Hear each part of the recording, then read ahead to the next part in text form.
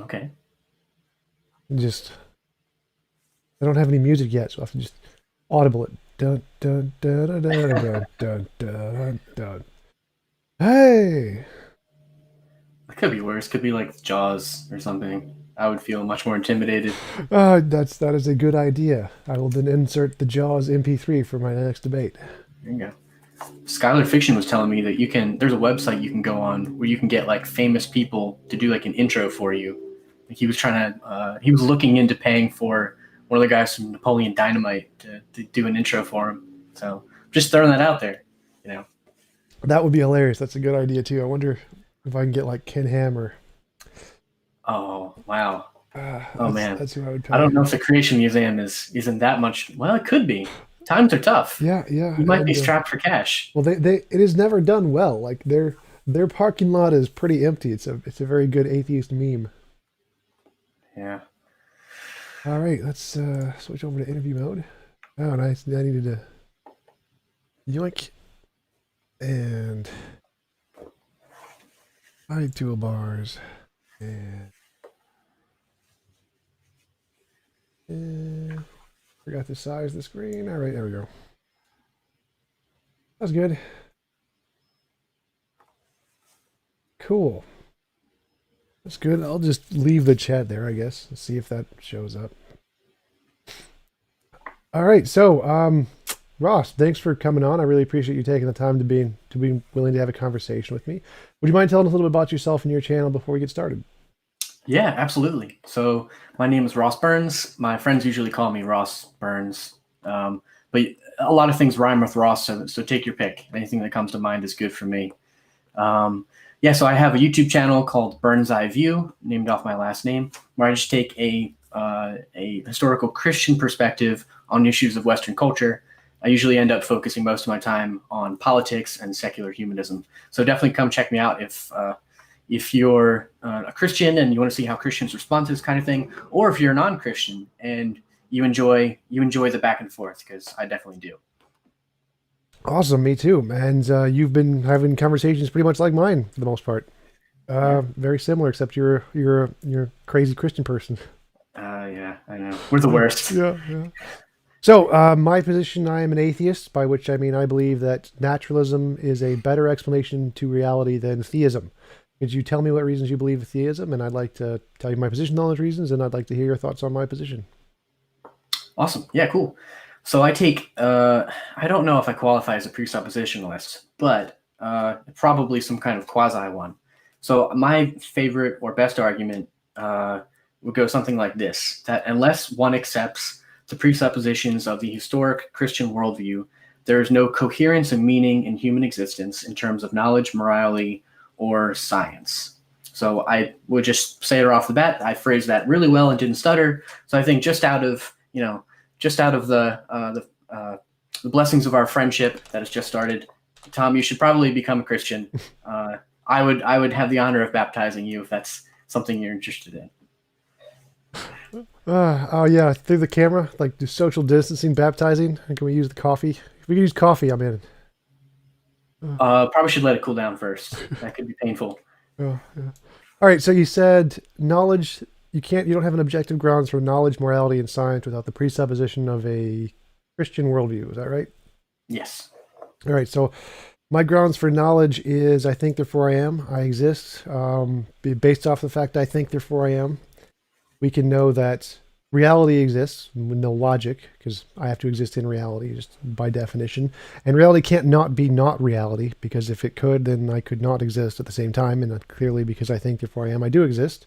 So I now have a grounds for objective logic purely based off of the fact I think, therefore I am. And then I have a basis of objective math in the same way because there's only one reality and reality can't be not reality. So there's the grounds for the number one, and the number one is the basis of all math. So I can then start adding and subtracting and dividing and doing all that kind of stuff. So now I have an objective grounds for math without any reference of a God. So I have objective grounds for reality, math, and logic without any mention of a God presupposition there. But it seems like I can ground knowledge without that presupposition. Okay. I also said morality and science, but do you want to take them kind of in stride, like Yeah, do just one at do a time? one at a time. probably the best idea. So I think your epistemology of basing it on I think therefore I am, I have existence. There's some kind of difference between my imagination and what I actually experience. I think it's really interesting. I don't run into a lot of atheists who have that kind of epistemology. Would you agree that it's more on the unique side of things? No, I'd think it. Well, I mean, I don't know. Maybe on most atheists, I have no idea. Most philosophers, no. Most philosophers do start with "I think therefore I am" as a pretty solid groundwork for epistemological grounds, and so I think basing it on philosophical atheism would be pretty standard. I don't know about how most like YouTube atheists would feel about it. Okay, all right, that's fair. But you would you agree that Hume might have taken issue with your epistemology? No, I don't think so. I think that Hume would agree with the most part. I think that he would take some issues with the presupposition that it would continue on normally, but I don't think he would disagree with the "I think therefore I am" and the grounds of knowledge in that sense. Mm-hmm. Do you think that? So, from my perspective, when I hear you say "I think therefore I am," there must be a reality, because if there's not a reality, I don't exist. I don't know how you can ground logic in that, because it seems that you're using logic in order to do it. Like you're assuming the law of non-contradiction in order to demonstrate that you have a grounds for it. It seems to me. What do you think? Well, no, like logic describes reality. So we know reality exists prior to logic. So "I think therefore I am" is a description of reality, or "I exist in reality." And so then we could create some language to describe that. And the language I'm using to describe that is "I exist," or A equals A, standard logic, because we're looking at reality. I'm saying "I exist." And we're saying, well, what language describes that? Is it the A equals A language, or is it the non-standard A does not equal A language? And we can say, well, the A equals A language describes this accurately. So the fact reality exists is described by logic, not the other way around. It's not, you don't need logic. You don't presuppose logic. You just look at reality, and then what is the correct language that describes that? It's standard logic. So, would you say that one thing I don't understand in your epistemology? Would you say that logic exists, like No. apart from human? Oh, so logic doesn't exist. No, it's purely an abstract Okay. language, just like math or English. Just like it's a formal language as described in the Stanford Encyclopedia of Philosophy, Classical Logic, page, first sentence. Logic is a formal language. So Gotcha. yeah, it's no, logic doesn't exist. It's just an abstract formal language, and it's the reason it works so well with math is because there's some versions that describe reality and some versions don't. So like I can say, the sentence "I am a human," that sentence corresponds to reality, so that sentence is true, objectively true. Whereas the sentence "I am a space leprechaun" does not correspond to reality, so that sentence is not true. And likewise, in math, 1 + 1 = 2 corresponds to reality, so it's true. 1 + 1 = 5 is not true because it doesn't correspond to reality. Logic, A equals A does. A does not equal A. It does not. Same thing. So they're all just sentences and languages exactly like each other. There's no special qualifiers of math and logic that make them somehow different. It's just a language. Well, you might not be a space leprechaun. You could be a space cowboy if you were singing the right song. Just wanted to throw that out there. Yep. But It's a good movie. yeah, it's a good movie. So so I guess my question would be that why did I say space cowboy? I knew that was gonna throw off my train of thought. I couldn't help myself. So okay. So a postmodernist, for example, would say that the law of non-contradiction isn't valid. Could they be wrong about that? Well, they're probably wrong about that. But the question, could they be right about that, is a more interesting question. And the answer is yes, they could be right about that. So, for example, there is paraconsistent logic, which states that the law of non-contradiction can be false in certain cases. And if it's false in certain cases, that doesn't mean it's false in every case. It's just false in those certain cases. For example, in quantum mechanics. In quantum mechanics, it is some of the interpretations entail that there is a particle that exists and does not exist at the same time. And so that is a contradiction. It is A and not A at the same time. And there's certain logics, like quantum logic in paraconsistent logic, that describe that, where they have a truth value, a false value, and then a B value for both true and false. at the same time. And it is possible that those logics do apply at the quantum level, and it is the case that non-standard logic can, in fact, be true in certain cases. But I would tend to go with no. I would say that for the most part, when we're thinking about reality, those kinds of ideas don't apply. And so it's probably not the case that something is true and not true at the same time. And again, I would just ground that in the fact that I exist. Because I exist, I can't exist and not exist at the same time. It doesn't make any sense. I guess another question I would have, does so no, I don't want to mess that up. So with knowledge, does the possibility of knowledge require something like the law of causality? No. So your epistemology functions, I guess, would it be fair to say, independent of the law of causality? As far as I know, there is no law of causality. I don't think that's a thing in any philosophy. That like one event, events are caused by other events. Yeah, there's no such law. There's not like there's nothing in any scientific or philosophical worldview that entails that. For example, everything could just be innocuously unconnected events, and that's totally fine for everything. Even science doesn't need that in any sense. It's just a useful underlying presupposition, but it's not required for anything. So as far as I know, there is no such law. Hume even pointed that out, that causality is an assumption. We don't need it for anything. He just said there is no causality. You could make a perfectly coherent model of the world without it. For example, everything could just be purely coincidental and random, and no particles are actually connected in any way. They just happen to be in the same place at the same time, resulting in people and things. So you don't actually need causality for anything.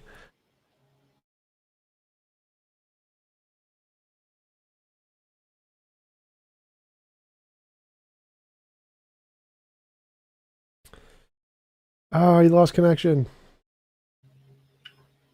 Are you still there? We back? Yeah. You lost connection for a bit. That was weird. Okay. Yeah. So did you hear my response?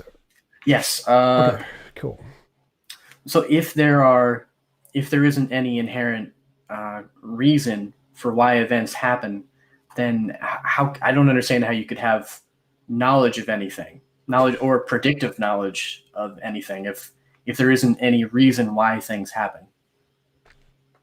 Well, I'm not describing anything that's happening.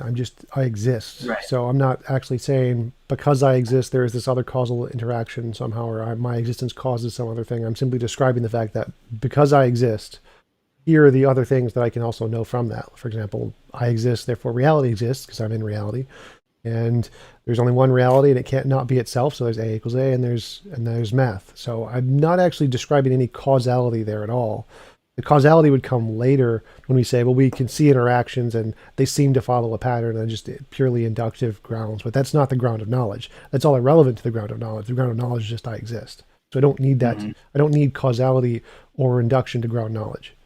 I could just grant like everything could change in 5 minutes. I could stop existing totally fine, but that doesn't stop my ground of knowledge, which is just right now I exist.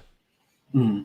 So when you get past I exist, how do you have coherence in the world around you, or how do you identify meaning in it if you don't have the law of causality, if you don't have a justification for things like resemblance? How do you get from I exist, which I agree does seem like something that if anything is a reasonable thing to believe, it does seem like that you exist.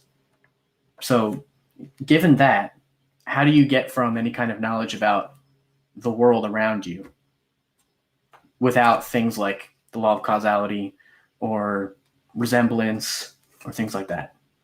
Well, those aren't laws, but yeah, you would use those inductively to describe reality after the I think therefore I am. So you would start with I think therefore I am, and that grounds knowledge. So you don't need any of those to ground knowledge. But then when you go, well, I want to go further than that and say there is an external world, things in the external world interact, there is gravity and physics and science and stuff. That's when you would add in causality and inferences from the best explanation and induction and abduction and evidence and empirical evidential stuff. That's when you would add those in. But again, that's separate from the question of can you ground knowledge, because I can ground knowledge without any of that stuff. That stuff is all secondary when talking about the world. So just the first claim of can you ground knowledge without a God, it seems like you can. It seems like you can just ground it with I think therefore I am. Mhm. Would you see, does it seem reasonable? Yeah, I guess I should be more specific on what kind of knowledge I mean. Because I agree, it does seem like you can ground knowledge that you exist and that you're having some kind of experience. Mm-hmm. If there is some kind of argument to that, I don't have it ready on me. So going out from that with things like morality or science, how do you ground any kind of knowledge of what is good or bad or true or false outside of the fact that you exist? All right, so those would be more complicated arguments. So, well, the true and false thing would be grounded in the I think therefore I am. That's a part of logic, but the morality thing would be grounded in our moral intuitions, moral progress, answering moral dilemmas, solving the problems in philosophy, in the problem of ethics, the field of ethics about morality, like the is-ought problem, fact-value distinction, G.E. Moore's open question argument. So how do I ground morality? There's lots of different ways in philosophy to ground objective morality. Some of them are utilitarian consequentialism, Platonic moral Platonic objects, Mignoinian objects. There's all kinds of theories in philosophy that qualifies objective models of morality. The way I do it is I believe that morality is an abstract object, kind of like a triangle, and sentences, like I mentioned before, so it doesn't exist. It's just an abstract, like logic and math and English. It's just a thing we've made up in our heads.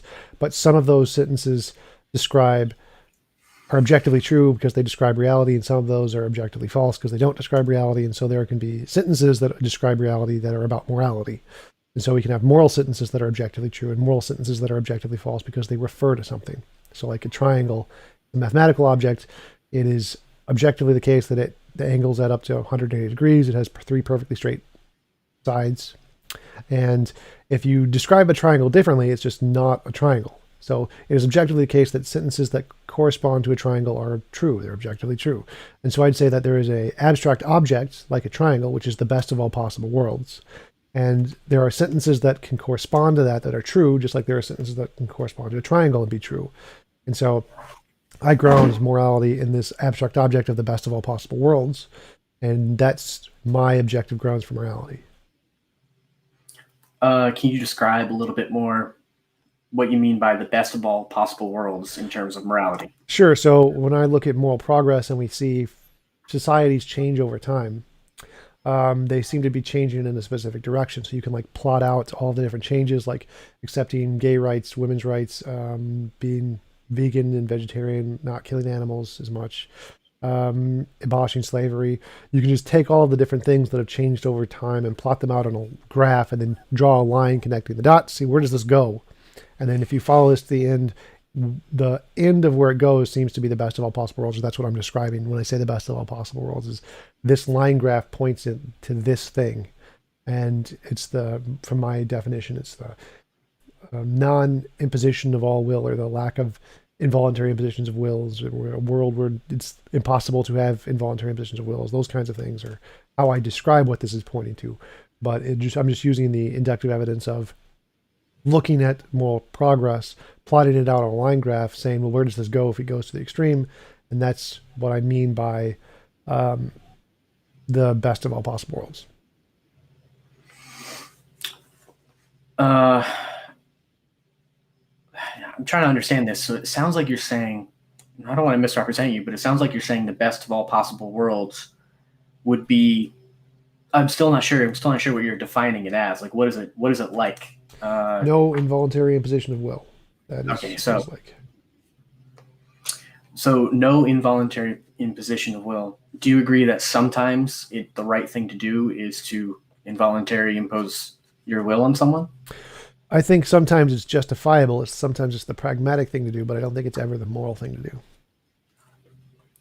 I guess I would have a question like, what about like self-defense or a judge or a jury holding a criminal accountable? Yeah, things so like that. So self-defense, again, it's pragmatic. So if I kill some person to stop them from killing me, that's a justifiable action. So I have restricted their will without their consent, because if I didn't, they were going to restrict my will without my consent. Now, that's not moral. It's not moral for me to do that. I just killed a person. I did restrict their will without their consent.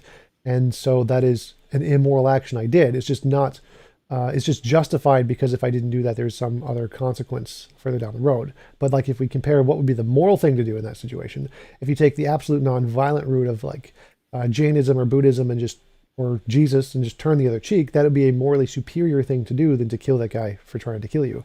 So the morally superior thing to do is to not kill him and just let him kill you. But killing him is a justifiable thing given the fact that there's a consequence if you don't do it. So even in our pragmatic world, it's justified to kill someone in self-defense, but it's still immoral. It would still be better, like if we like followed that line graph to the end, to the best of all possible worlds, where it's impossible to have any involuntary imposition of will. It would still be wrong to kill him because it's still an involuntary imposition of will. So it's not the most perfectly moral thing that can be done, but it is justifiable to kill him in self-defense. Same would be judges and juries, same thing. It's I hear what you're saying. It seems kind of like a presupposition that I don't see a justification for, to assume that a person, the violation of a person's consent is a bad thing. Well, Like, that's an inductive argument. So again, I'm using the evidence of the moral progress, plotting it out on a line graph, drawing a line and saying, well, where does this lead to? So that's an inductive argument. It's not a presupposition. I'm just looking at the evidence and going to where it leads. Can you say that there is anything inherently bad about a certain variety of apes suffering? That is also based off of inductive evidence of like moral intuitions. So moral intuitions and moral progress would lead to the conclusion that that is the case. But I would say it's true of all consciousness, not just apes. Well, I see. Yeah, but I'm not sure. It seems like the ground. Well, it seems like the grounding. Why can't I make, I guess, an inductive argument based on the fact that people are made in the image of God and we have commandments from God and that kind of thing?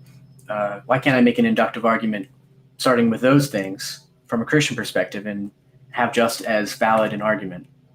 Well, you could definitely start with that presupposition, but again, my argument here is that you claimed that you can't ground knowledge, morality, and science without a presupposition of God, and I'm just showing that you can. Here's my way of doing it, and I don't presuppose God, and I can ground these things perfectly fine. So I'm not actually arguing that you can't, not at this point. I'm just trying to show that you can justify it without a God. What if I had an inductive argument starting with the premise that all Hutus are valuable, but Tutsis are not? So it's okay to violate their. But that's not inductive. consent. That's deductive. Okay. Starting with the trying to frame it in an inductive sense. Starting with evidence from the progress of the Hutu people and the fact that the Tutsis are an irritation to them. Is it therefore, based on that inductive line of reasoning, is it therefore okay to eliminate the Tutsis? Based on my model, no. I would say that's objectively false. I would say that if we follow the inductive stream of where their morality is going, it would just lead to it would apply to all consciousness and say that any imposition on will is immoral, which would include the Tutsis. So I would say no. If they maybe created a different model and they argue that based off of their inductive experience, they say that morality only applies to them for some reason, and they have some kind of inductive backing for that. That could be their argument. They could try to make that argument. I don't know if it would work or not, but I would say that given the evidence we have right now, that is clearly false. Which evidence? The inductive evidence of moral intuition and moral progress throughout history of all different cultures. So there's something I'm not quite grasping from that. Why is the moral intuition that we have more correct than its negation? Well, I'm not negating anything. I'm when I say moral intuition, I mean all people's moral intuition throughout all time and all cultures. So I'm not negating. There's no negation there. Yeah. I'm just saying, like, if someone was to present something contrary to the trend, why would one be more correct than the other? This is inductive. We have more evidence that one type of intuition is prevalent than another. So like there are definitely like sociopaths, psychopaths, narcissists who have a different moral intuition, but they are far less prevalent than the ones that most people tend to have. And it seems like the ones that most people tend to have is what we have as the most grounded evidence. Right, but what I'm not understanding is why would prevalence of one idea make it more the case that make it more true than another idea? Why is prevalence of an acceptance of an idea evidence of its truthfulness? Because that's how it works, like even in scientific hypotheses. Is like if you have a body of evidence and most of the evidence seems to go in one direction and only a small piece goes in the other direction, well, you go with the body of evidence, the majority of the evidence. So it's like um, let's assume there was some evidence of young earth creationism. The vast majority of evidence supports evolution, so we would go with evolution. Even if there was some evidence that actually supported young earth creationism, the vast majority would still support evolution, so we'd probably still go with evolution. So the amount of evidence is important to how we know things. That's just a part of how induction works. I just don't understand uh, why more people having one view of morality would be constituted as evidence. Well, we consider moral intuition as a kind of evidence of morality. So it's like if I see a rock fall, that's evidence of gravity, for example. And if we see a rock go up for some reason, that would be evidence against gravity, hypothetically.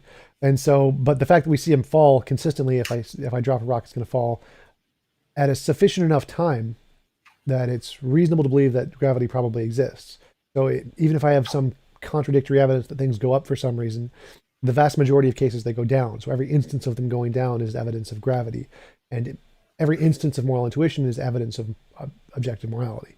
So the fact that we have moral intuitions that go in one specific direction, like the rock falling, is a cumulative case for this being morality.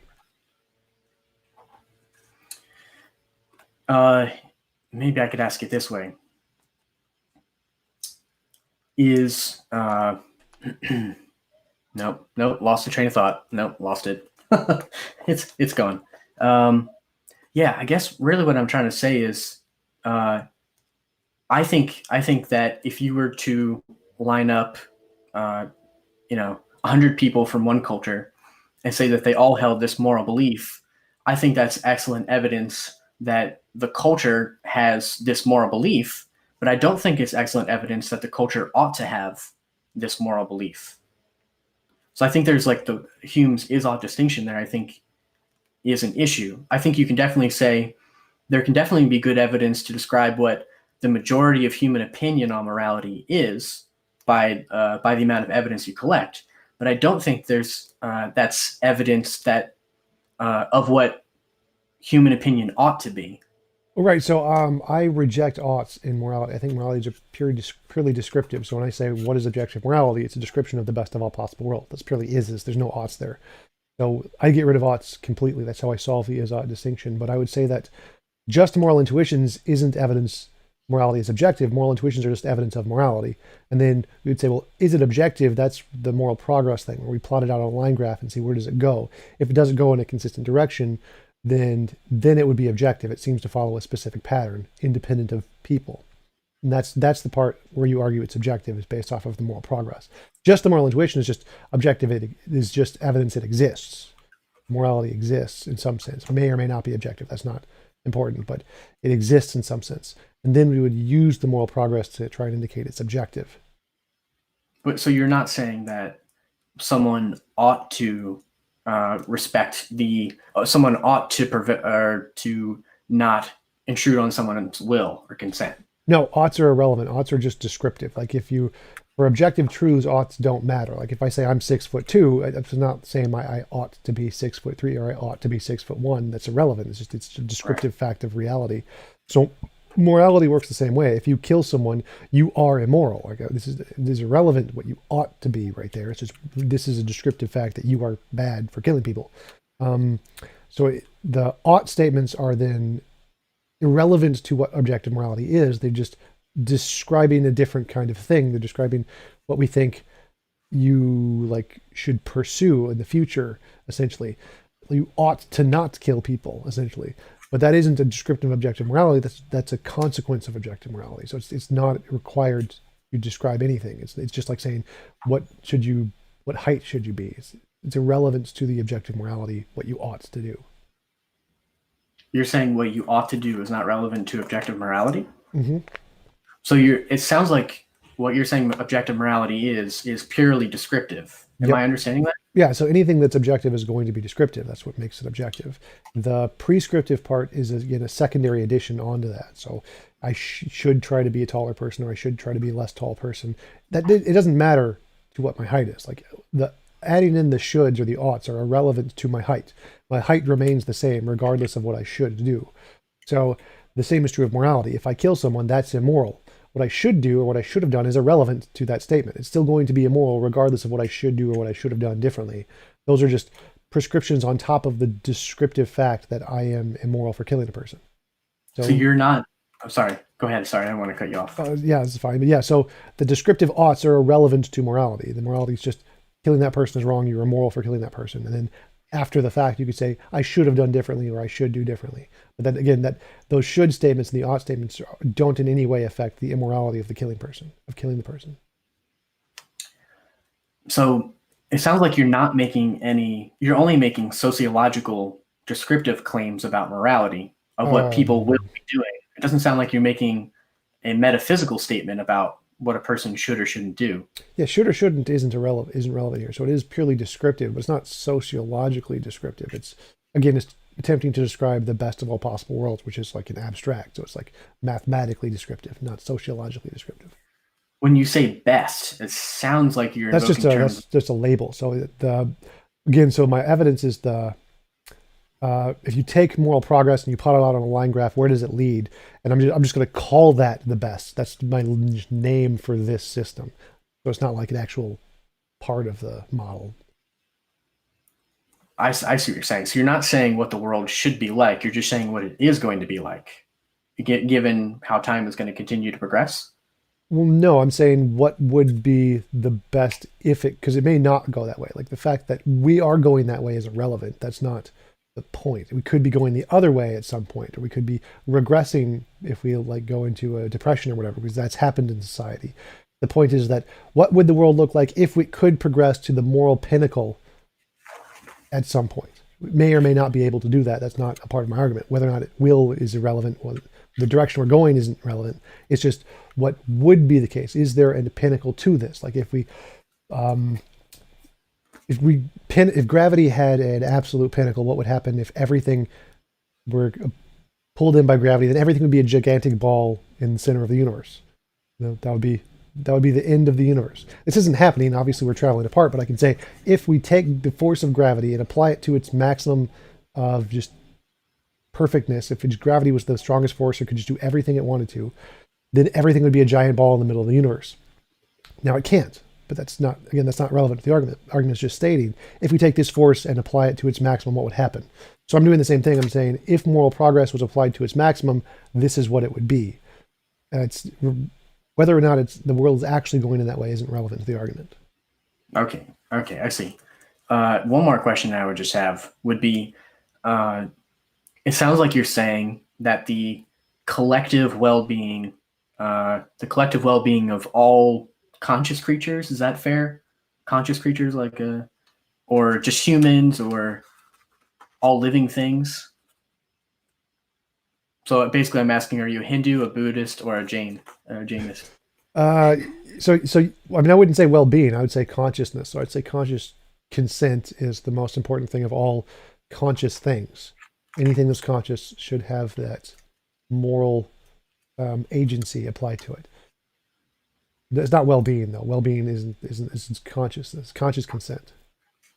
Okay, but of all creatures capable of conscious consent should have the ability to exercise their conscious consent without intrusion. Yeah, if they have, I don't know, capable, because capable would mean, is there some way you can form them in such a way that they would have consciousness? So I would just be, if they have consciousness, they are moral agents. So yeah. Okay. So I guess my question would be, if someone said the best possible world is only my freedom to exercise free consent and not be intruded upon, or if someone said only my tribe, my family, my people group, our ability to exercise that freedom and not be infringed upon is the most important thing. Or if another person said, no, my species, or if another person said, like yourself, everyone capable, everyone with consciousness, everyone who's a moral agent, their intrusion, or the absence of their intrusion, would be the best possible world. How do you know that one of the four of those are correct? Well, all three of the four of those things have one thing in common, which is there is one set of consciousnesses here, and there's one set of consciousnesses here, and we're saying this one gets the moral properties, but this one doesn't. And the difference in my case is that all of the consciousnesses get the moral properties, and the non-conscious things don't get the moral properties. And the fact that why that's more reasonable is because of evidence. We have evidence that moral things have these, or that conscious things have the moral properties, given our moral intuition, moral progress. We don't have any evidence to show that rocks have any moral agency as far as we can tell. They may in the future, and if they can, I'm happy to say my model was wrong. That's okay. But as far as we can tell, there's no inanimate objects that seem to have any moral properties. And so it's reasonable to conclude that this only applies to consciousness for the time being. Yeah, so I guess my question, I agree about the rocks. They don't seem like they're thinking too carefully. Even the Pokemon are not, No, Pokemon are moral agents. Pokemon are totally real. No dream question. All Pokemon. All Pokemon, except Pikachu. Pikachu's, no one cares about Pikachu. Oh, geez. Okay, I thought we were going to agree on more things, but no, this conversation has just, it's gone down the tube. Oh, man. Okay, well, if I can try and put that aside and move on. Oh, man. No, but I guess how would you know that the exclusion of moral agents is a bad thing? Like if someone said, well, yes, we should definitely value the consent of the important moral agents like me or my tribe or my species. How would you know that they are wrong about what they're saying? Would again be evidential based off of moral progress and moral intuition. The fact that it seems to be the case that as time goes on, we include more consciousnesses, we don't restrict any, and we don't have any reason to think that we would ever stop restricting any. It should just apply to all of them. Okay. I guess that's all. I've been asking you a lot of questions. Do you have any questions for me as far as this goes? Sure. So your argument at the beginning was that you can't ground knowledge, morality, and science without presupposing a God. And it seems like I can ground knowledge and science without presupposing a God, or not knowledge and morality. And science would again be inductive. So, I mean, I think we can ground science without a God.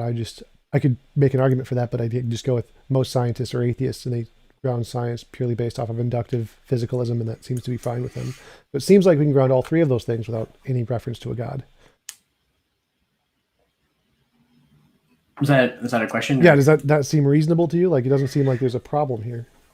Yeah, well, I think you can ground knowledge that you exist and whatever necessarily follows from that, but I don't know that you can ground things like resemblance, that you can ground things, that the material world around you is real, things like that. I don't know that you can ground the existence of that without reference to the presuppositions of Christianity. And then morality, if we're just making a descriptive claim about what consensus of morality seems to be and what it'll eventually get to, that's one thing. But I don't think that you actually have it. It seems to me that morality is what someone ought to be doing, and what the correct idea of how to treat people ought to be. So it seems to me that you don't have, you didn't even try to have really any kind of grounding for that. And then science, I guess we haven't really discussed yet, but yeah. So yeah, the first case is, so again, knowledge is just grounded based off of those starting positions of logic and math. We can then use induction to ground everything else. Like, we don't need to have an objective grounds for causality. We can, like any naturalist can just assert there is a law of induction or a law of causality or a law that makes the universe consistent, just like you assert there is a God. So we can presuppose a natural solution to make the universe consistent or make the universe causality driven. We can just assume there is this law of nature that does this, and just we presuppose this law instead of a God. So we can do that. There's just no reason to. It doesn't get us anything. It's just a pointless addition to the hypothesis. So we can, just like you presuppose there is a God who supports these ways that the universe is, of being, following a system and being consistent, we can just presuppose natural laws that do the same thing without a God to get the same result. So we should be able to clearly ground all of those things without a God. But we can do the same thing with morality and just say, again, moral law of nature, and just make up objective grounds that just effectively ground all of these things and say the universe is going to be this way because it's some feature of reality. But it just doesn't add anything to the theory. It's not really a serious way to address how knowledge works. So in the academic sense, we don't do that. We say, well, that method doesn't work because you can just do it for anything. You can just make up a God or a undiscovered law or a supernatural being or magic leprechauns that just ground these things. But that doesn't give us any actual justification for those beliefs. What does is the scientific method of induction. The fact that it works, even though it's not absolutely certain, does give us grounds for knowledge. The position is called fallibilism in philosophy. It's the consensus in the vast majority of philosophers, including Christians, accept fallibilism, which means we can have knowledge without absolute certainty. So we can have knowledge that we're not in the matrix just by the fact of our inductive experiences about reality. That gives us knowledge that reality is not a matrix, even though it's not perfect knowledge. So we can't know with absolute certainty, but given the inductive evidence points to it being not in the matrix. And we can then use fallibilism as a justification to say, this is true knowledge. We don't need to accept the hypothesis we are in the matrix. So most philosophers accept inductive methodologies that don't give us absolute certainty can ground true knowledge that we're not in the matrix, or that reality is consistent, or that logic works. And we don't need a God for that. You can just insert whatever grounds you want to justify those things. God isn't necessary.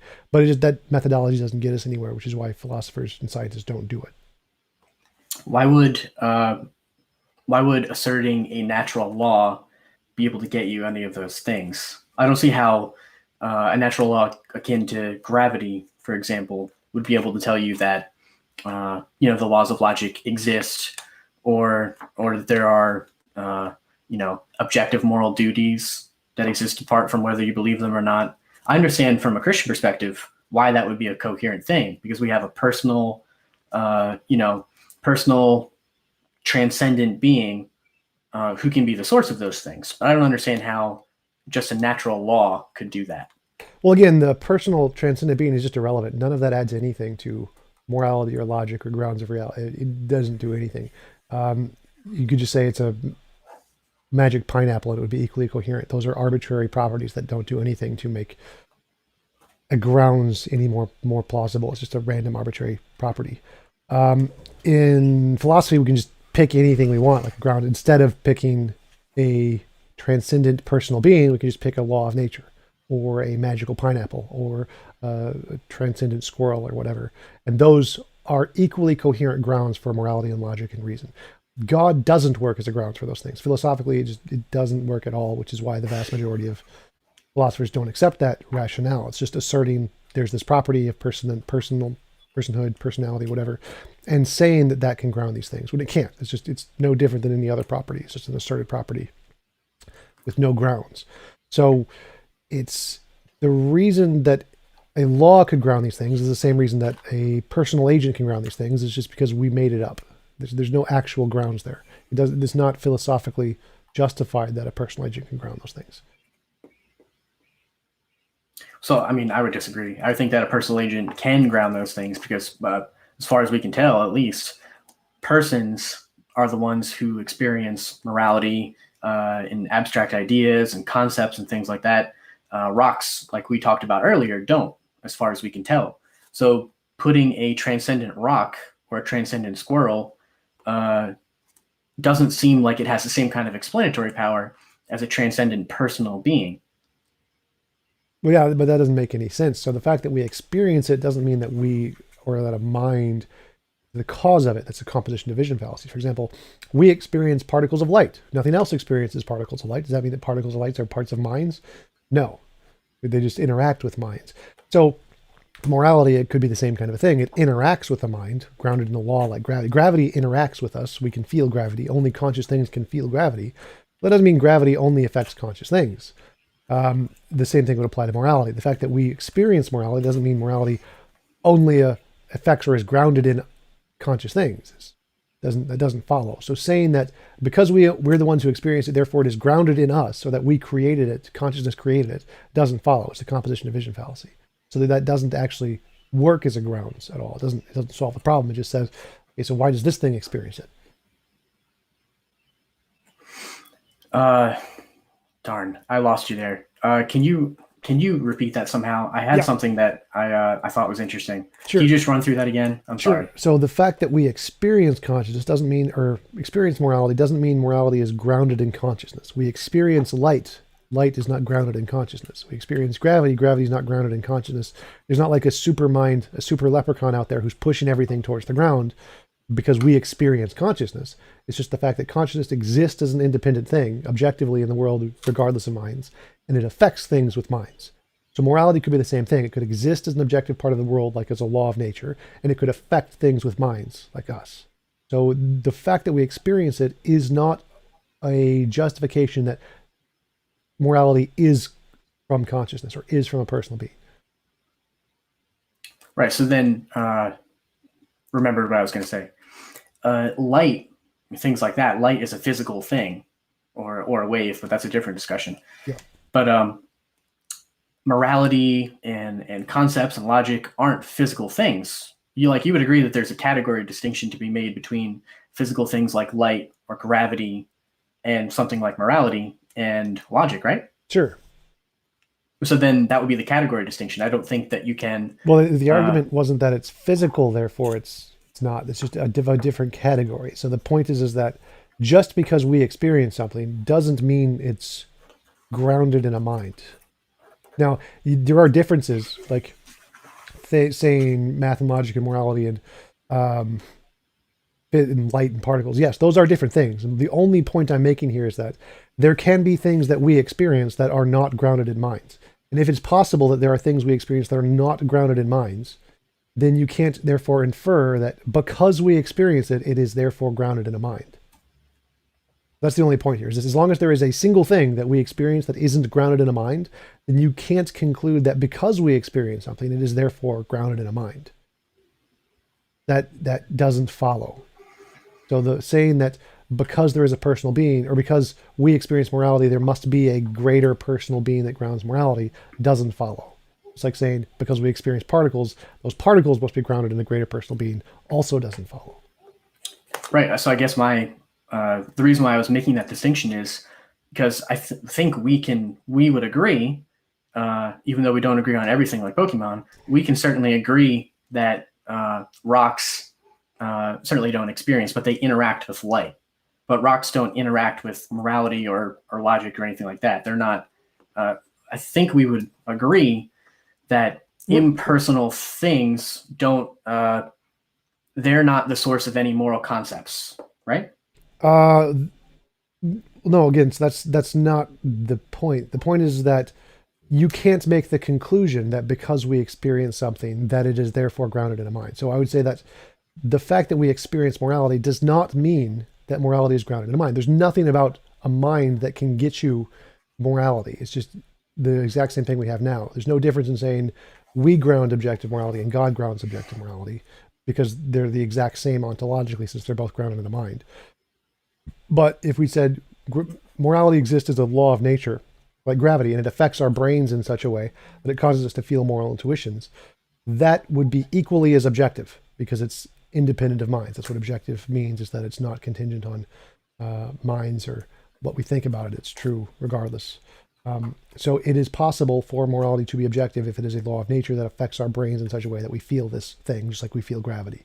And the fact that that is possible means you cannot conclude that our experience of it means it's grounded in a mind. That doesn't, there's nothing that supports that.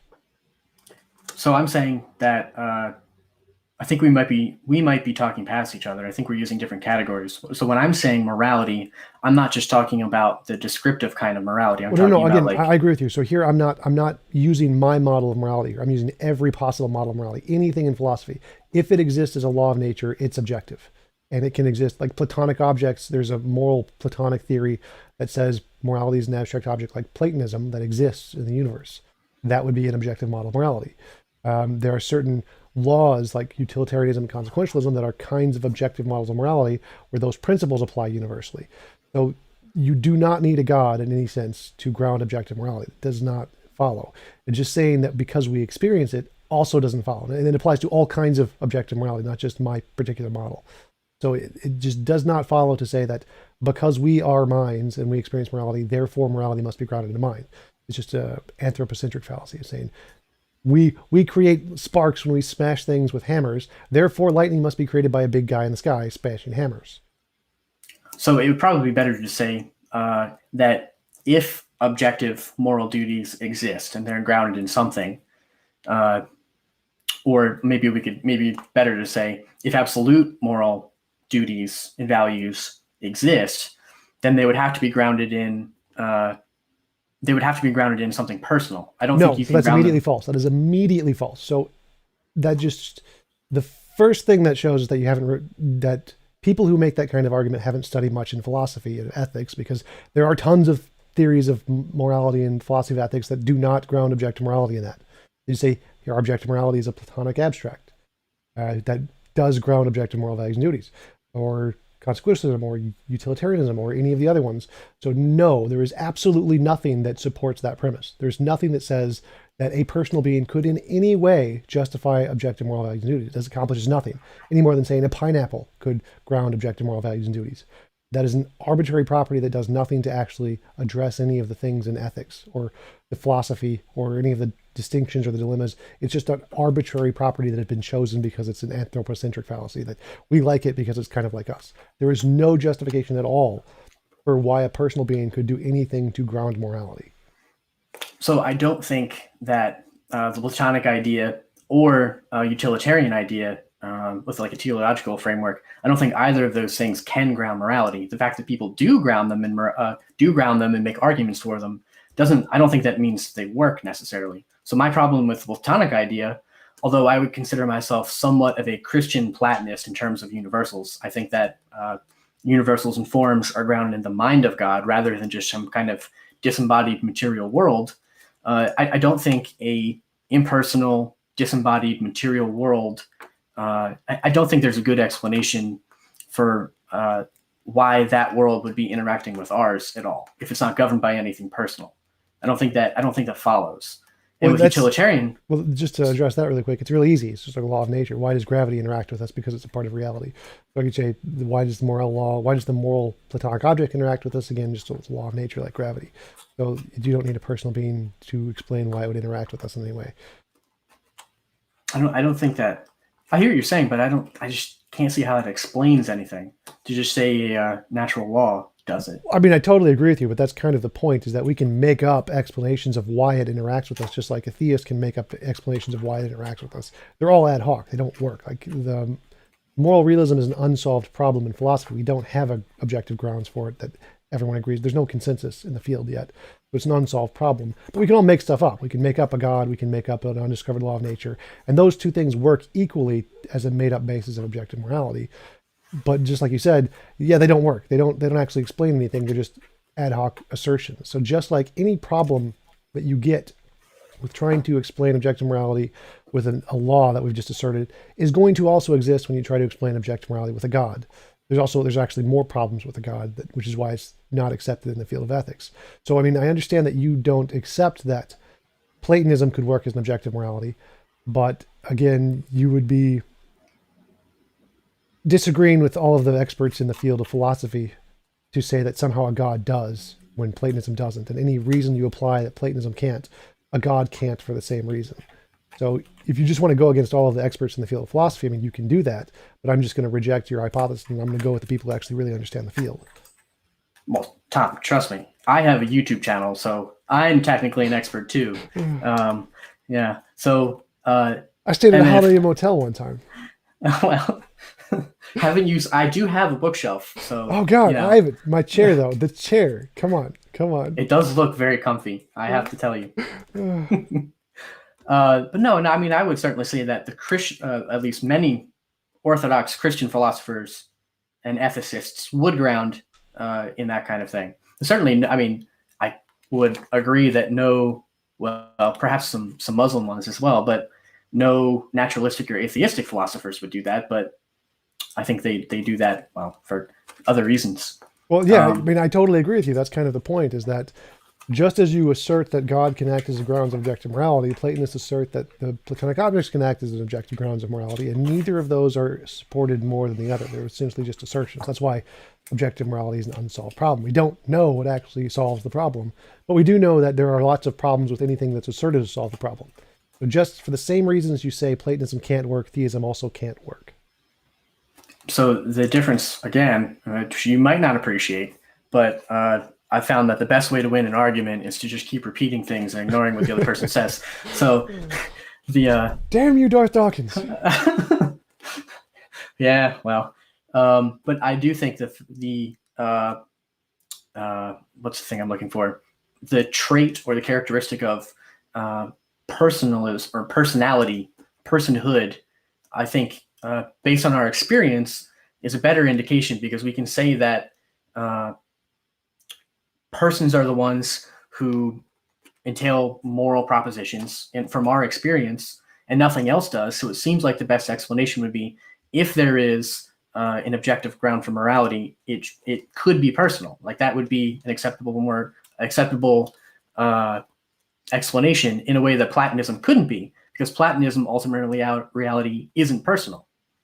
Well, yeah, so that seems to beg the question, because we don't entail moral propositions. Like, that's a bad choice of words. But yeah, so it doesn't, morality applies to us, but we don't, like, it doesn't come from us. Like, we couldn't say that my consciousness creates morality. That doesn't make any sense. Like, or moral propositions or something like that. Right. So, or just to say it in the more general sense, like, would you say that I can ground morality? Can my existence alone ground objective morality? No, because you're not transcendent. Right. So all of the experience, the consciousnesses we have, can't ground morality. So because they're also not transcendent. Right. So all of the evidence we have right now is of consciousnesses that cannot ground morality. We have no example of a consciousness that can ground morality. So it seems, so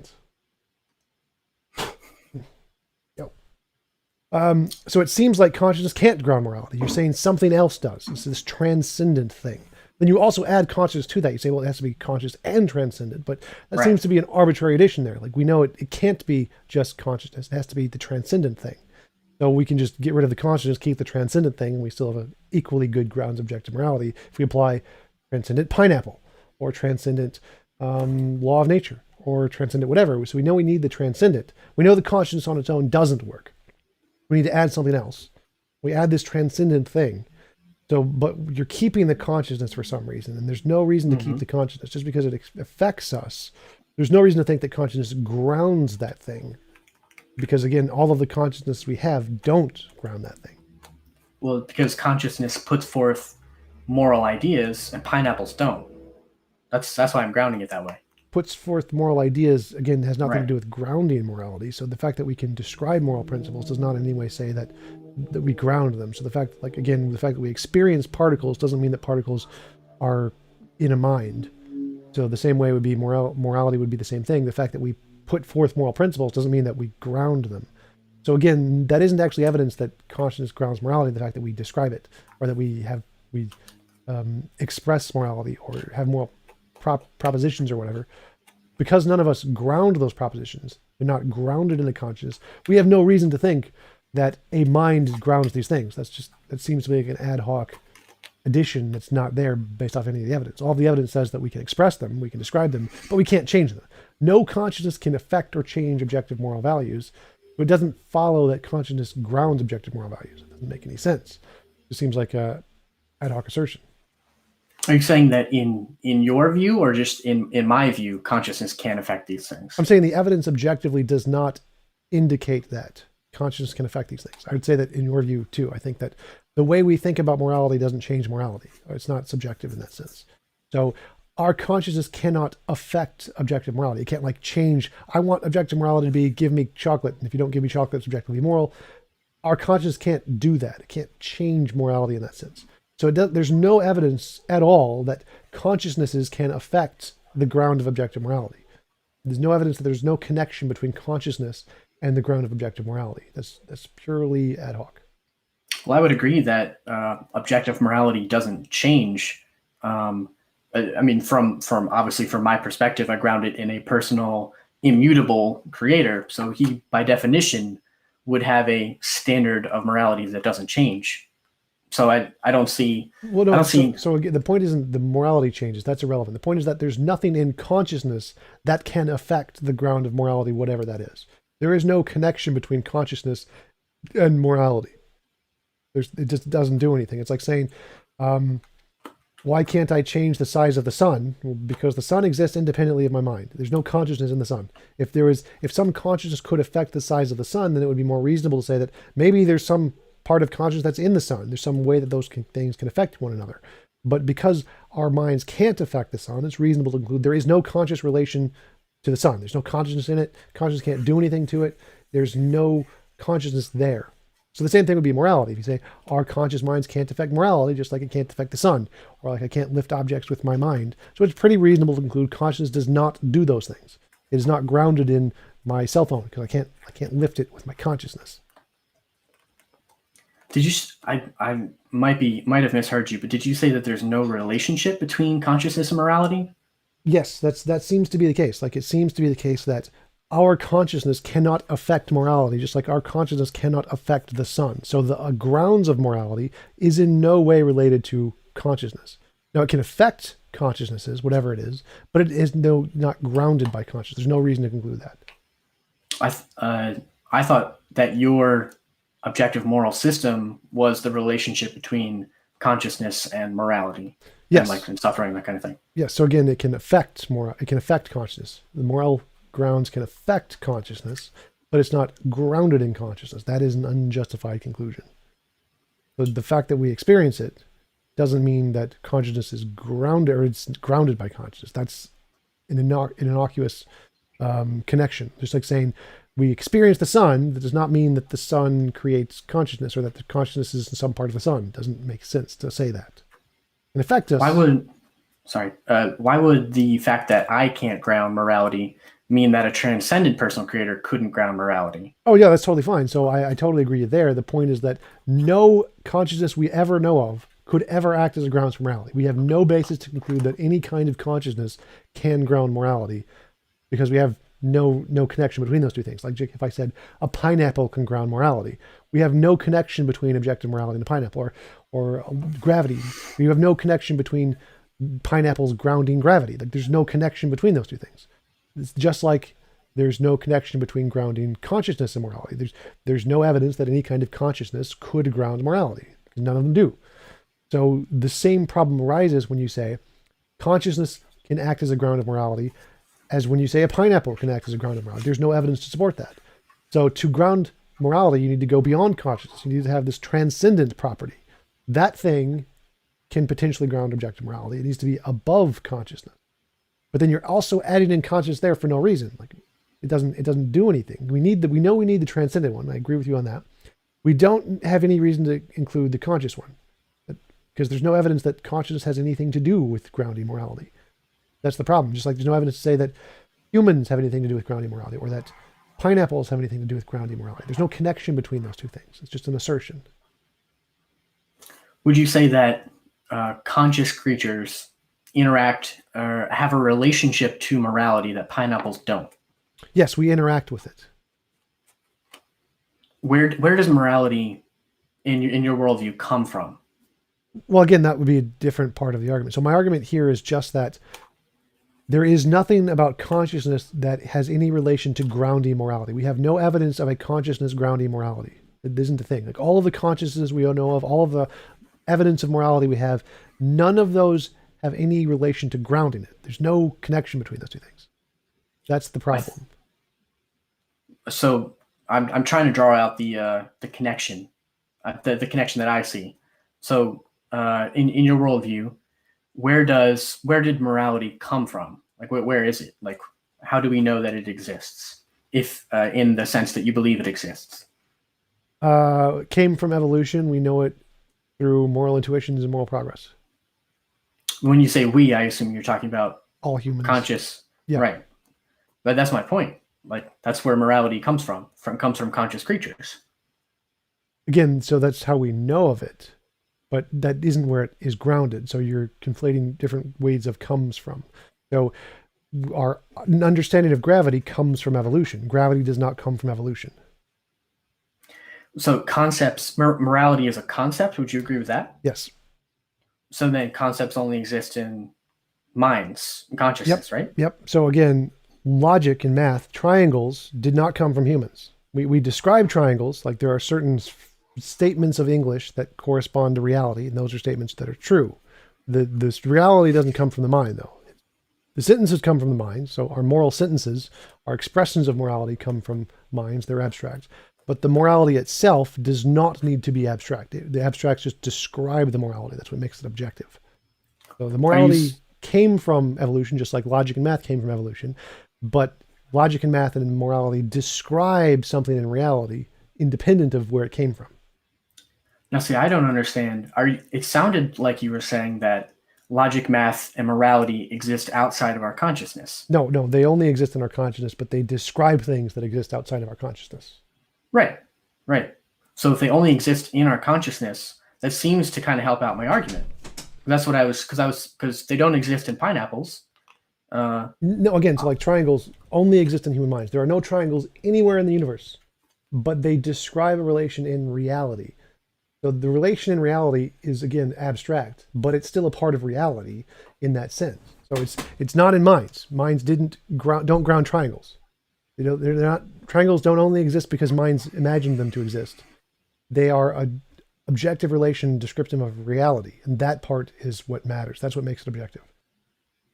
So are you saying that things like triangles and logic and morality, are they things that we discovered, or are they things that we created? We created them. That's the point. We create a language, and that language corresponds to the way reality is. Mm-hmm. So even though all of the language is made up in our heads, it still refers to something that isn't made up in our heads. Mm-hmm. So with morality, are you saying that morality doesn't just exist in our heads? Yes, that's one of the cases, that you cannot conclude that morality is purely mental just because we experience it. It could just be like gravity. It could be a thing out there in the universe. What do you think? Do you think it's a thing out there in the universe? No, I think it's abstract. So I think it's like logic and math. Okay, but so we're describing something that's happening in real life, but it just exists in our minds. So again, so the only argument I'm making here is that you cannot conclude that in any sense that morality is grounded in consciousness. That is totally unsupported, just like saying morality is grounded in a pineapple. The fact that we experience it does not justify that conclusion. And I can prove that just by saying we experience gravity. Gravity is not grounded in minds. There are examples that the fact that we experience something does not mean it's grounded in a mind. So my personal case, I do believe it's grounded in a mind, and that's totally fine, but it's not based off of that reason. So that reason fails. You cannot conclude that consciousness is grounded in a mind because we experience consciousness. That argument fails. That's the only point I'm making. So morality could be a law of nature, and that's perfectly consistent with everything we see and experience. Okay, well, I would definitely disagree, but do you want to move on to something else? Because I think we've been at this for a while. Yeah, I mean, I would just say that, if you want to disagree with the consensus in philosophy, you can, but I'm just going to say that's not a credible position.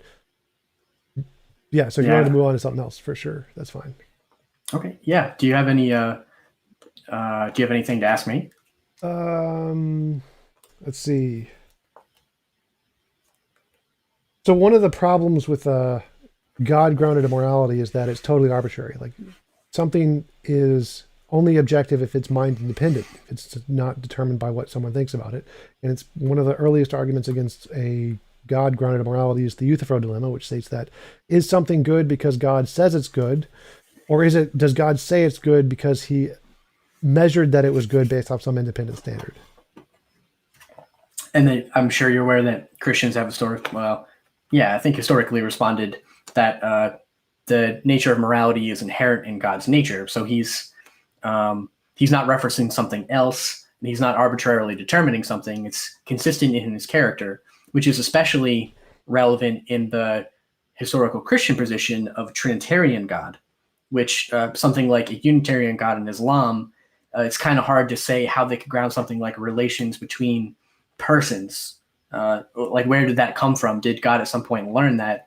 So within a Trinitarian model, it would be consistent with God's nature eternally for morality to exist. So it wouldn't be something he's arbitrarily saying is the case, and it wouldn't be something that he's learned. It's just inherent in his nature. Okay, well, that doesn't help the problem at all. So it's a deductive problem that says if morality is based on consciousness, it's arbitrary, and if it's based on something other than consciousness, then it's independent of consciousness. So you can say if it's grounded in his nature, that's fine, but then you don't need his consciousness. You can just get rid of the consciousness, and it's grounded in his nature, and you don't need a consciousness to ground morality. If you don't need a consciousness to ground morality, then it goes back to my moral law thing. So if you're saying morality is grounded in the nature of God, that's perfectly fine. I'm okay with that. But that means that it can be grounded in the nature of a Platonic object or a law of nature. You don't need the consciousness at that point. If you need the consciousness, it becomes subjective and arbitrary.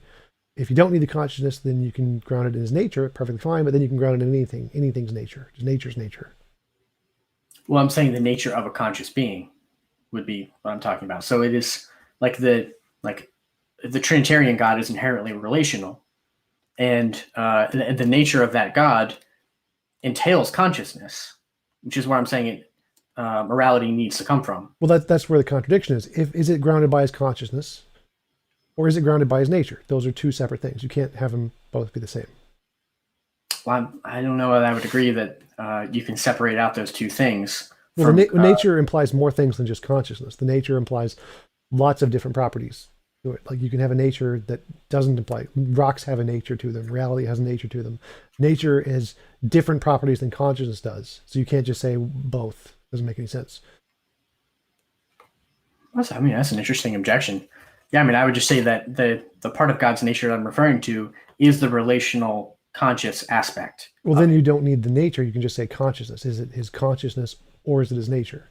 If it's just the relational conscious aspect, then you don't need the nature part.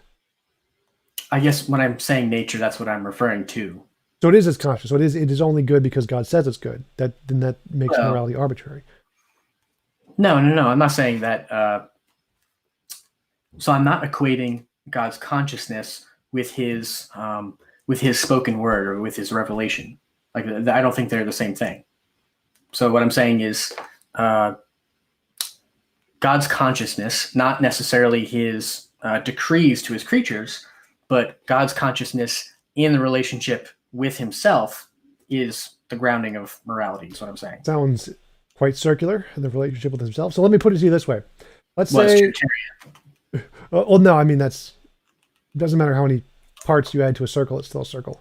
But let me ask it to you this way. Let's say if I wanted to say, what is 3 feet long, or what is a meter? And I grab an object and say, this object is a meter. Now, is it a meter because I said so, or did I say it's a meter because I have some independent reference like a ruler and it corresponds to the ruler? Now, if I said it because it corresponds to the ruler, that's objective. It's an objective measure. There's something independent of my say-so that we can say, yes, here is how we can assess that this is 3 meters. If it's just 3 meters because I said so, then it's arbitrary. I could have said a different object. I say pencil is 3 meters. It's not. I just said so. So the question is when God says, okay, this is a moral object, is he saying so because of his consciousness, just like I did for the pencil, or is he saying so because there's an independent measure? Now, if there's an independent measure and that's his nature, that's perfectly fine. He can be the independent measure. Like say, I am a ruler, and my ruler is that. But the consciousness is then irrelevant. You don't need the consciousness. You could just kill off the consciousness and just use that as a ruler. You don't need the consciousness. So it's a true dichotomy, either P or not P, consciousness or not consciousness. If something is moral, or if the ruler or if the object is 3 feet because I said so, it's arbitrary. If the object is 3 feet because there's an independent reference, which would include my nature, then it's subjective. So how do you square that circle? Because it's a true dichotomy, either consciousness or no consciousness. Well, I'm definitely saying consciousness, but I'm not saying that necessarily it's an arbitrary thing. Like So arbitrary here is just if it's consciousness that's arbitrary. It doesn't matter if you could change it or not. So for example, if I'm a determinist, so I don't believe in free will. So I couldn't pick a different object. Whatever object I picked and I said, this object is 3 meters, I couldn't pick a different object. I'm determined by my nature to do that. But it's still arbitrary because it's my mind that's doing the determination, not the independent reference. So it doesn't make a difference if you could have picked a different thing. It's irrelevant The arbitrary part is because it's the consciousness. I'm saying that all choices that a conscious being makes are necessarily arbitrary. No, the arbitrary is just like this synonymous with subjective. If it's contingent on a mind, it's subjective. It doesn't matter if the mind couldn't have done otherwise or not. It's irrelevant. Mm-hmm. Yeah, I see what you're saying. At least I think I see what you're saying. Yeah, so I mean, I'm just saying that, like the property of, I don't know, length or something like that, it has eternally existed in the mind of God. So it's not something that he at any point decided or anything like that. It's something that has always existed within his mind. So I don't think it's arbitrary. It's not like with Euthyphro, the gods that he was referring to are things like Zeus, who came into being at some point. So anything that Zeus decided would be necessarily arbitrary or based on some kind of other standard. But with a being like the Christian God, you don't have that kind of dilemma because he is eternal. Well, again, that's irrelevant. The eternality and the ability to change don't change anything about the dilemma. They do nothing. They're just irrelevant facts. Like if I said, I am determined by nature to pick this object and say it's 3 meters, that doesn't in any way make that not arbitrary. It's still arbitrary because it's still my mind doing the choosing. It doesn't matter if my mind is eternal. Like you'd say, well, you're an eternal mind, and your eternal mind decided to pick this object as 3 meters. Does that mean that object is 3 meters? No, it's still arbitrary. That still is an arbitrary distinction that object is 3 meters because you don't have an objective reference that's independent of the mind. For it to be objective, it has to be a reference independent of the mind. If it's referencing the mind, it's subjective. So the problem here is that it doesn't matter if it's eternal. It doesn't matter if it's determined by God's nature or if I'm determined by my nature. You can just try and phrase it in just using the example of the 3 meter stick. If I want to say what is 3 meters, I say this object is 3 meters. How does your solution get that object to be not arbitrarily 3 meters? Like how does applying that property to me make this object not arbitrarily 3 meters just because I picked it? Well, I think with you, no offense, but with you, it would be necessarily arbitrary. But I don't think it would be with God. Well, no, what's the difference? What would you apply to me to make that not arbitrary? So apply a property to me to make that not arbitrary. Well, so if you were a transcendent being who has always existed, and the thing with length and morality, I think, are two different things. I don't know that it's just the distinction between particularism and methodism. So it doesn't make a difference what you do, whether it's length or morality or weight or time or speed or anything. Any property has the same distinction. It's just a philosophical distinction between particularism and methodism, where you say whatever quality you're describing is it this way because someone said it's this way, or is it this way based off of an independent measure? And if it's this way because someone said it this way, it's always going to be subjective. It doesn't matter if it's the property of gold or how many what is weight or what is a heap or what is pretty or beautiful. It's always going to have that same distinction. So the difference between length and morality doesn't matter to the analogy. So you can just change it to anything you want. You get the same dilemma. So the question is if something is gold essentially, and I said it's gold because it has, I like it. I like this object. This object is gold. Or I said it's gold because there's an independent measure, like it has 56 protons. I don't remember what the atomic number of gold is, but if it has 56 protons, that's what makes it gold. So there's an independent standard that makes gold objective. Or is it gold just because I said so? So that's the question about morality. Is it morality because God said so, or does it have some independent measure that makes it moral? Well, I would say God is his own measure for that. Well, again, that's fine, but that means there's no consciousness there. So the consciousness isn't the measure at that point. If the consciousness is the measure, it's subjective. If it's something other than the consciousness, it's objective, but you don't need the consciousness. Right. What I'm saying, well, if he references himself, he is a conscious creature, right? Yes, but again, if it's the consciousness itself that he's referencing, then it's arbitrary. And if it's a part of his nature, which is more than just consciousness, because nature applies to things more than consciousness, then it's not his consciousness. It's something other than his consciousness that's doing the measuring.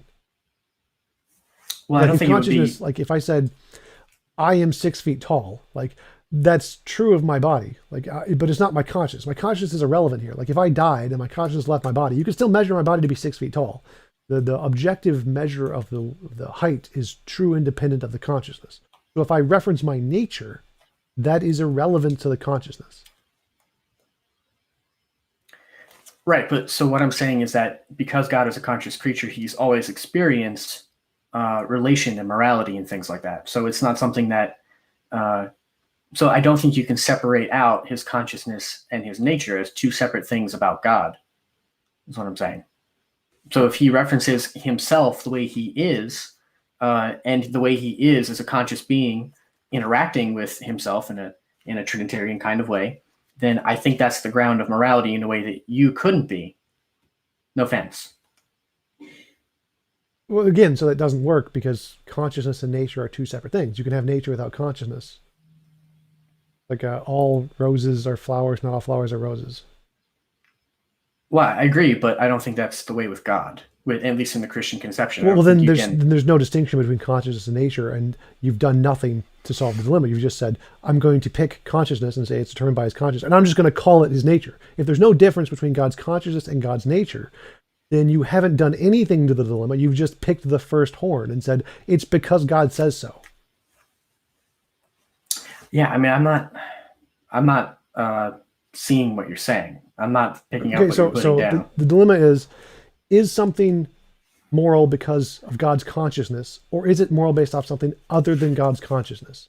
Now, if you're saying God's consciousness is his nature and those things are synonymous, then you're just picking it's because of God's consciousness and just changing the word consciousness to God's nature. You've done nothing to the dilemma. You're just picking the first horn of the dilemma. So the solution that you're saying that theists have provided doesn't work at all. It does nothing to the dilemma. You've just picked the first horn of the dilemma. So does that make sense? Yeah, I mean, I don't think. I don't think it makes sense. I'm sorry. Okay, let me go through it again. So again, the dilemma is: if something is determined by consciousness, it's arbitrary. If it's determined by something other than consciousness, it's objective. Which one is morality? Right. So I'm picking option C, I guess, because I don't. Well, that's the thing is that if God's consciousness and his nature are the same thing, because you said they're the same thing, then you're not. There's no option C there. You're just picking the first option. You're just calling it nature instead of consciousness. That's the problem.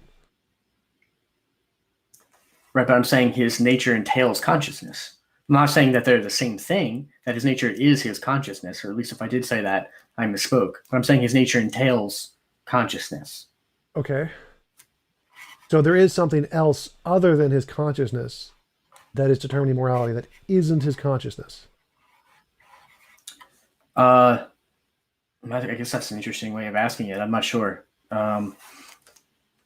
So I don't think that there's like the being of God, which is conscious, I'm saying is the ground of morality. So he's saying what morality is based on his nature. So I don't think it's an either or. I don't think it's is it arbitrary or is it referencing some independent thing from himself? Because he's referencing himself. Well, no, it's an independent thing from his consciousness. It can still be a part of himself. Like I can say I am 6 feet tall. That is still referencing, it's part of myself. But it's a different thing from my consciousness. So again, the dilemma is it determined by consciousness, in which case it's arbitrary, or is it determined by something other than consciousness? The thing other than consciousness can still be God's nature. I'm okay with that. That's fine. But it's not his consciousness. So then I'm grounding it in his relation with himself, but that entails consciousness, which is... Well, again, so you can't do that again. So if it's his consciousness, if it's just his consciousness and nothing but his consciousness, it's arbitrary. If it's his consciousness plus his nature, that means there's something other than his consciousness determining morality. It's the consciousness plus the nature thing, this non-conscious thing. So either it's consciousness or not consciousness. Are you following? Maybe I could say it's more than consciousness. Would that? Yes, that's perfectly fine. So you're saying it's consciousness plus not consciousness. Sure. So again, when we ground morality for us, we're saying consciousness isn't enough. You need this other thing, this transcendent thing. For all humans, just the reason I can't ground morality is because you need this consciousness plus this other thing. So for God seems to have the same problem. He Right, can't but ground because he needs this other thing. And he's just going to say he has this other thing. which is himself. That's fine, but again, that's not his consciousness. So if you say that, that's fine, but that's just accepting the second horn of the dilemma. It's not his consciousness determining it anymore. You don't need the consciousness. Right, but the standard is himself. Okay, so it might not be only his consciousness, but he's still not referring to something independent of himself. Right, that's fine. So I'm not saying independent of himself. I'm saying independent of his consciousness. That's the argument. So if you say, yeah, we can ground morality in a God's nature, I'm okay with that. But it's not his consciousness we're grounded in. It's his nature. And those are two different things.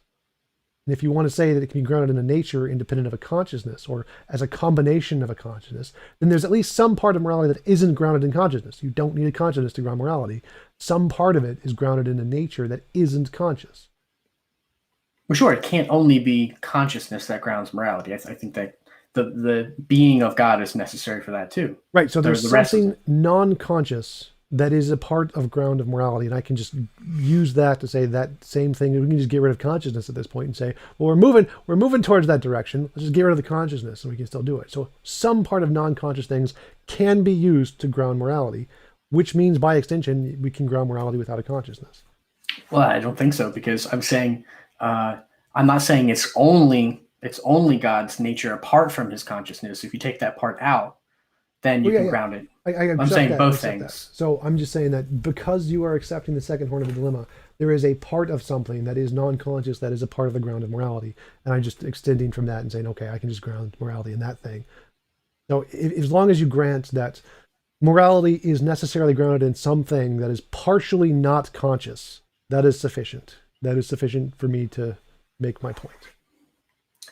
Well, I don't see how then you could go from something like a pineapple or something like that to do the same thing. Well, it's just any property that isn't consciousness. So it's some other property. And then I could just replace that other property with, instead of being transcendent, pineapple or whatever. Because we don't have any evidence of what that other thing is. Well, pineapple, law of nature, whatever we want. Yeah, I mean, I don't think that works. How so? I don't think you can. Like, why would transcendent in any way have anything to do with objective morality? What does transcendent get us? Do we have any evidence of any transcendent thing that grounds anything? Well, I'm not presenting an evidential argument. I'm presenting a transcendental argument. So what I'm saying, I think we already agreed, right, that if morality had to be objective, it would have to be grounded in something transcendent. Well, I granted that for the sake of the argument, just to make this point. But now asking, what is a transcendent thing? Do we have any evidence of a transcendent thing? Is this a property that we know exists in some sense that can do anything? Like, how does transcendence ground anything? Well, I'm saying that if transcendence doesn't exist, then we don't have this kind of knowledge. So I'm asking the other question: how does transcendence give it anything? What is transcendence? How does transcendence as a property ground anything? Well, because it exists outside of space and time, it's not dependent on just me. Like, I'm not a transcendent person. I can't ground particles can things exist like outside of space and time. Do they ground morality? Do you know that particles can exist outside of space and time? Yep. Amplitude-hedron, Sean Carroll's emergent space-time. It's a thing in physics. So there are lots of different things that can exist outside of space and time. Platonic objects exist outside of space and time. Do they ground morality? So the fact that it exists outside of space and time as transcendent doesn't tell us anything about whether or not it grounds anything. Well, so the two things I was putting together was, well, I do have some questions about that, but the two things I was putting together was transcendence and personality. So if you could say a particle exists outside of space and time, which follow-up question would be, do you believe that things exist outside of all space and all time? Space and our time. Space and time. Yeah. So what it means to exist outside of space and time, we don't know. Like, would that be another kind of space and time? Maybe. We have no idea, but we have no idea. So we know it exists outside of the known space and time. Is that other thing a different kind of space and time? No idea. Right, that would be the important part. Because I'm saying that God exists, from the Christian perspective, exists out of all space and time. Whereas a particle example you brought up might not necessarily. Well, yeah, it could or could not. It just depends on how you define it. So I can just define that particle existing outside of all space and time, just like you would define God as existing outside of all space and time. It would just be the same ontological exception of space and time.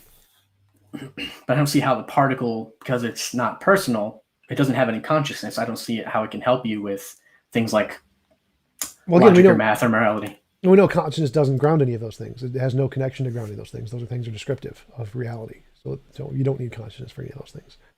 And you can disagree with that. That's fine. But I'm just going to go again. Consensus. We don't need those things. So the point is that transcendence. How does transcendence do any of that? Transcendence doesn't ground anything. That property, just because it exists outside of space and time, does not in any way ground anything else. Right, and I'm saying if transcendence is coupled with consciousness, then you have the ability so again, to do that. Consciousness can't ground it, and transcendence can't ground it. So adding them together also can't ground it. I'm saying that is what happens. That, at least in theory, that is what happens if you couple those two things together. Because one independent of the other can't do it. I think we agree on that. Just us together, our consciousness can't do it. Just a particle outside of space and time, I don't think can do it either because it's not conscious. So I don't know that we agree on that, but so let's say that I teleported outside of space and time and became transcendent. Would I automatically ground morality? I don't know how that would work. I don't know how you. Well, it doesn't matter how it would work. That's not the point. Is that suppose it could happen? Would that, based off of your logic, if I can just teleport outside of space and time, does that mean I somehow ground objective morality? Well, I don't think you're a being that could exist outside of space and time. Well, the could isn't relevant here. So it's just a logical proposition, transcendental lot, or what is it? I think it's a transcendental. I don't remember transcendental argument. If A equals B, B equals C, then C equals A. If something that is conscious and outside of space time grounds morality, and I could teleport outside of space and time, and I'm conscious, then I would then ground objective morality. So it seems like based off your logic, just anything that is conscious that could exist outside of space-time would just be the grounds of objective morality. Problem is that is totally arbitrary. Well, I don't think it follows, because it sounds like what you're saying, at least in my mind, what is being said is if a being who cannot exist outside of space and time exists outside of space and time, then he could do these things. That's what I'm hearing. No, so I'm asking how. So just the fact that it's outside of space-time and the fact that it's conscious does nothing. It accomplishes nothing. Like there could be a deist god that's outside of space-time, it doesn't ground morality. There could be a conscious agent that does nothing outside of space-time and it doesn't ground morality. There could be a bunch of consciousness outside of space-time. Do they all ground morality? Like that just those two properties gives us nothing. Well, I don't think a deist works, at least in the epistemological sense, because we could never know, by definition of deism, what kind of morality he's grounded. Well, again, this is an ontological question of how does it ground morality. Epistemology is irrelevant. How we know about it doesn't make a difference. The question is you said having these two properties of being transcendent and being a mind grounds morality, but I just listed a whole bunch of things that are transcendent and have a mind and don't ground morality. Well, I think a deism sort of being could ground morality. Just the other problem attached onto that, which is an epistemological issue, is we could never know the definition of what deism is. It could, but it also could not. Like there could be a deistic god that is amoral or doesn't care about us at all, or there could be multiple gods like polytheism, or something above a god like transtheism, or omnism, where there's a whole bunch of different kinds of contradictory gods. There's a bunch of different options of what could exist outside of space-time and have consciousness, and there's no evidence of how that explains morality, because they do and they don't, and there's a combination of contradictory ones. That those having those properties is nothing to explain objective morality. With something like if there were multiple gods outside of space and time, then none of them would be ultimate. So none of them could be the source of anything ultimate. And with transtheism, I'm not sure exactly what you like. Are you speaking of like Paul Tillich's kind of transtheism? Just the general kind where there's something above a god. Wouldn't that thing above the god be God? No, because it doesn't need to be conscious. So anything could be above a god, like a law could be above a god. Karma, dharma could be above a god, which is some kind of feature of reality, like in Buddhism. There could be all kinds of things above a god. Platonic objects could be above a god. Logic could be above a god. Right. I just don't think. I think ultimate reality has to either be personal or impersonal. And if it's impersonal, I don't see how it could be the ground of anything that exists in consciousness. Well, it's just a composition division fallacy. The fact that consciousness exists doesn't mean that you need consciousness to make it. how could a rock or something impersonal like that produce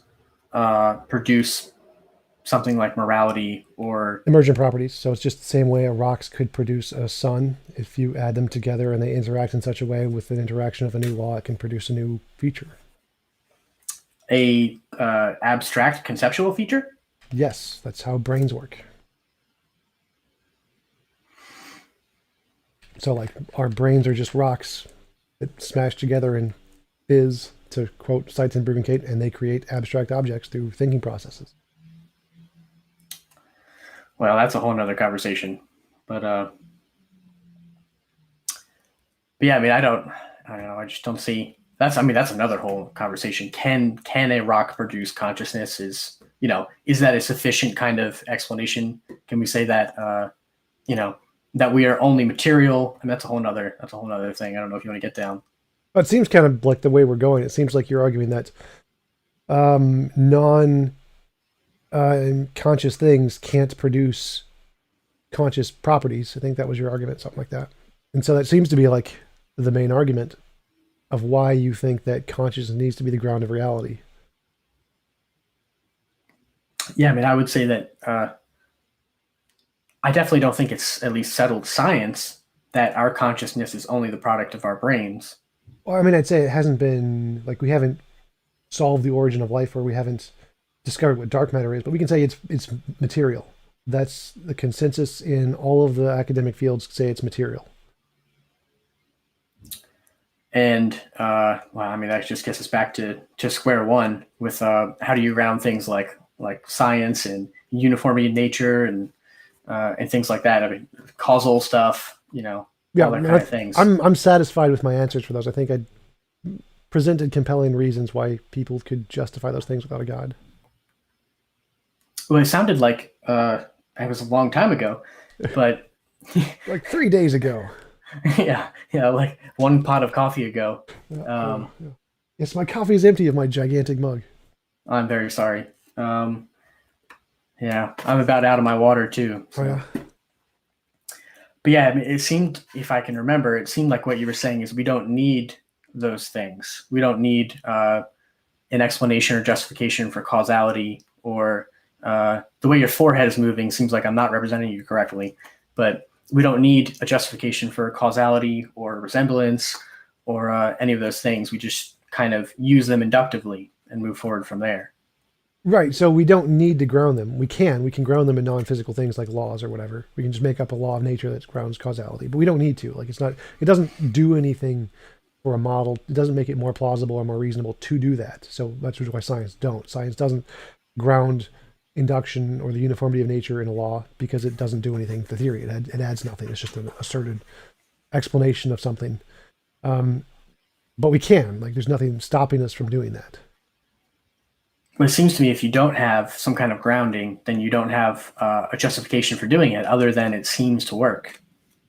Yeah, and that's perfectly fine. Like we could make up a justification that's coherent. We just don't. It just doesn't do anything. It's better to ground it in. It just works. I don't know if that's. I mean, you might think that's enough, right? I understand that, but I don't think that's enough. I think it sounds a little bit more like faith than it does reason or justification or anything like that. I'm not sure what you mean there. So, like, if we say what causes dark matter, like we don't know what causes dark matter, but we can make something up. We can say it's a magical leprechaun. That doesn't make it more reasonable, though. Like we don't have faith that dark matter works. We observe it. It has an observable consequence, an observable relation to other things that we observe, and then we can explain that by making up explanations. But doing that doesn't make the hypothesis more reasonable. It's just asserted explanation. So it's more reasonable to just say, here is something we observe, and it seems to be the case, and given all the evidence we have, we know it happens. We don't know why it happens, but it happens. Yeah, I just don't think I don't think pragmatism, or at least epistemic pragmatism, I don't think that's enough for any kind of justification for something. Which, I mean, if you don't think, are you using pragmatism as a justification for things like causality, resemblance, all those kind of things? Yeah, pretty much induction. I don't know if pragmatism, induction. Not necessarily pragmatic, because there's lots of things in science that have pretty useless especially when they're first discovered. But I'd say induction, yeah. Yeah, I guess just in terms of using the scientific method, it would be pragmatic to just kind of assume those things, that they're going to continue the way that they were continuing. Yeah, inductively. Right. And then, so your answer to Hume's like problem of induction would be like, what would it be? To just kind of dismiss it? Oh, no, it's fallibilism. I'd say that given the evidence we have inductively, that's reason to conclude that the universe operates in this way. But you don't have any like... Well, I can give it a name. I can say it's magical leprechauns. It just doesn't, there's nothing that justifies that. It's just an assertion. I can say it's a god, or it's a magical leprechaun, or it's an undiscovered law of nature. But adding in those extra things is less reasonable than just saying we know it works and we're going to say it works. So we don't have any grounds for those other things. They're just assertions. Yeah, I mean, I would definitely say it would give at least the worldview coherence to have something like the Christian God who can explain why we expect uniformity in nature and things of that nature. Like there's coherence when it seems to me that there's coherence when I'm doing induction, when I'm assuming the uniformity of law in nature and causality. I'm being coherent and consistent, but I don't know how you're being that way.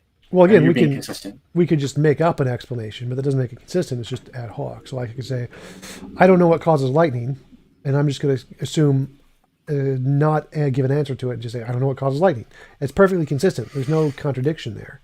And saying, well, I can make up an explanation that Zeus causes lightning. I mean, it would explain the lightning. Whereas if we say that I don't know what causes lightning, doesn't explain the lightning. We just know it happens. But the more reasonable position is to say, well, we know it happens and not give an explanation for it because we don't know the explanation for it. So I can say induction, causality, the uniformity of nature, they work. I don't know why they work. And that's more reasonable than making up an explanation of why they work. Even though you would want that, it feels good to have that explanation. It doesn't make your hypothesis better to just assert one like that. Mm-hmm. Yeah. So a problem with something like Zeus would be that he's not in control of all of nature, I guess. And the same thing with leprechauns. Well, it doesn't make a difference what properties we're describing here. It's the same thing. If we have any function we don't understand, like the uniformity of nature, what created the universe, why is there something rather than nothing, what caused that cup to fall, there makes no difference. It's always better to say it just happened and we don't know why it happened than to just make up an ad hoc explanation of why it happened. Well, I don't think it's necessarily an ad hoc explanation, since that's my worldview.